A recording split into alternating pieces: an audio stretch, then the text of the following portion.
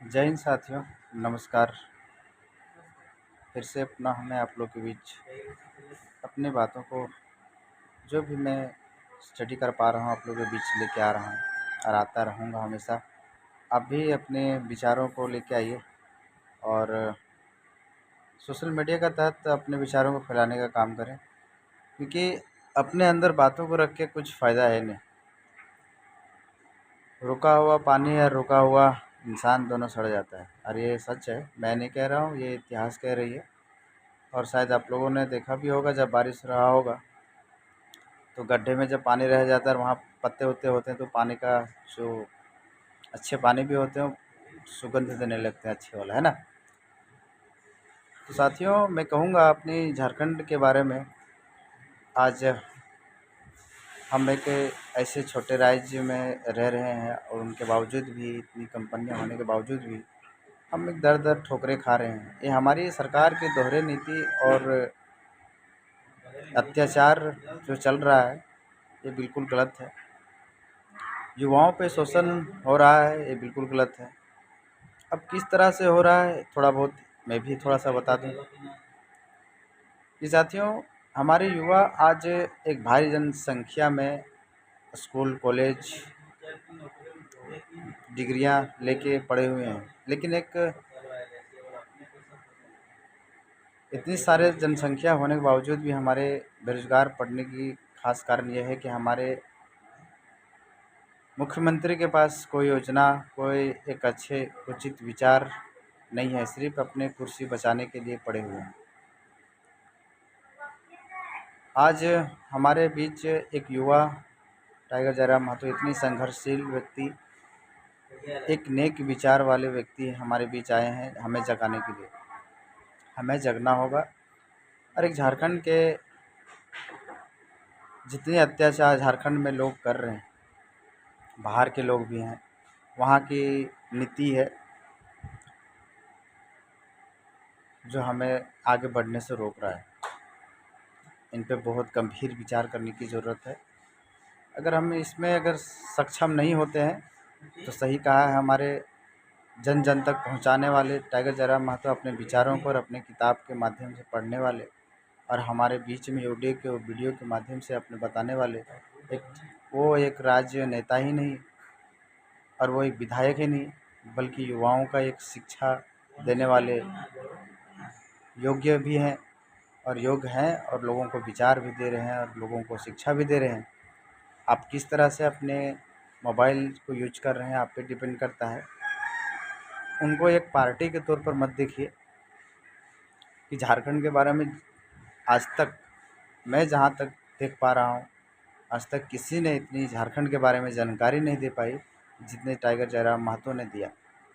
मैं उनकी पार्टी का कोई समर्थक नहीं हूँ, लेकिन उनके विचारों का एक मैं बहुत बड़ा फैन बन चुका हूँ और हूँ भी। उनके जैसा विचार आज तक कोई विधायक में नहीं देखा मैंने। मैं मानता हूँ कि उनसे भी बड़े बड़े महारथी हमारे हैं, लेकिन उन्हें मारा गया, उनके विचारों को कुचला गया, क्योंकि उनके जैसा जो हमारे बड़े बड़े पूर्वज झारखंड के रहे हैं, उनको सबको मारा गया है। और साजिश हमारे बीच में अभी भी जो युवा हैं, अगर उनको साथ नहीं देंगे आप, उनके सहयोग नहीं करेंगे आप, तो इनको भी मारा जाएगा। आप देख रहे होंगे, आपके बीच एक से एक न्यूज आता है कि आज ये आज वो, उनकी साजिशें की जाती है, उनको रोकना होगा। अपने बड़े बड़े पार्टियों को तो बहुत अच्छे समर्थन देते हैं, हम ये नहीं कहते हैं कि बड़े बड़े पार्टियों को आप समर्थन ना करें, लेकिन समर्थन दीजिए, लेकिन अपने झारखंड राज्य को बचाने का भी काम कीजिए। अगर राज्य आपको बचेगी, आपकी नीति बचेगा। 1932 आज तक झारखंड के अंदर लागू नहीं हुआ, बाकी बिहार में आज भी लागू है। और इतने अच्छे से एक्सप्लेन करके हम लोगों को समझाया, उसके बावजूद भी हम बिक रहे हैं, अपने वोटों को बेच रहे हैं, गलत नीतियों के साथ जा रहे हैं। इसकी खामियाजा हम लोगों को भोग तो रहे हैं दोस्त, और भी भोगेंगे। अगर नहीं समझ पाए तो और भी भोगोगे, क्योंकि एक इतना अच्छा, इतनी खूबसूरती राज्य होने के बावजूद भी, खूबसूरत राज्य होने के बावजूद भी, इतनी फैक्ट्रियाँ संसाधन होने के बावजूद भी, लगभग 4 करोड़ आबादी में अगर हम बाहर के दुर्दशा को सिर्फ देखेंगे, अपने परिवार, अपने झारखंड को छोड़ के जाएंगे, तो दोहरे नीति निश्चित होगा। लड़िए, लड़ना होगा, युवाओं को आना होगा, जगना होगा। आप जगेंगे नहीं तब तक हमारे झारखंड कभी आगे नहीं बढ़ेगा। आइए और उन पार्टियों के साथ आप लड़िए, उन विचारों के साथ लड़िए जो आपके झारखंड के हित का बात करता हो।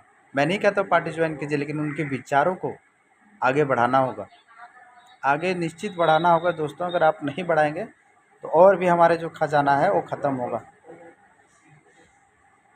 इतनी खनिज संपदा होने के बावजूद भी हम गरीब हैं।